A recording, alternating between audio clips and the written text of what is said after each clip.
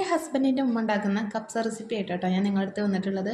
അപ്പം നമ്മൾ ചിക്കനിൽ മഞ്ഞൾപ്പൊടിയും ആവശ്യത്തിനുള്ള ഉപ്പും പിന്നെ കപ്സ മസാലയും കൂടി ചേർത്ത് നല്ലപോലെ ഒന്ന് മിക്സ് ആക്കുക. ഒരു 2 വിസിലടിച്ചോട്ടെ. അങ്ങനെ നമ്മുടെ ചിക്കൻ ഇവിടെ റെഡി ആയിട്ടുണ്ട് കേട്ടോ. ഇനി നമുക്ക് സൺഫ്ലവർ ഓയിൽ ഒഴിച്ച് ഇഞ്ചിയും വെളുത്തുള്ളിയും ചതച്ചതും അതുപോലെ തന്നെ വലിയ 2 സവോള വലിയ 2 തക്കാളിയും കൂടി ഇട്ട് നല്ലപോലെ ഒന്ന് വഴറ്റിയെടുക്കുക. ഒന്ന് വഴന്ന് വരുമ്പോൾ കുരുമുളക് പൊടിയും മാഗി ക്യൂബും പിന്നെ പിഞ്ച് നല്ല ജീരകപ്പൊടിയും കൂടി ഇട്ട് കൊടുക്കുക. പിന്നെ നമ്മുടെ വേവിച്ച ചിക്കനും ലേശം കപ്സ മസാലയും ചിക്കൻ്റെ ഗ്രേവിയും കൂടിയും ഒഴിച്ചെടുക്കുക.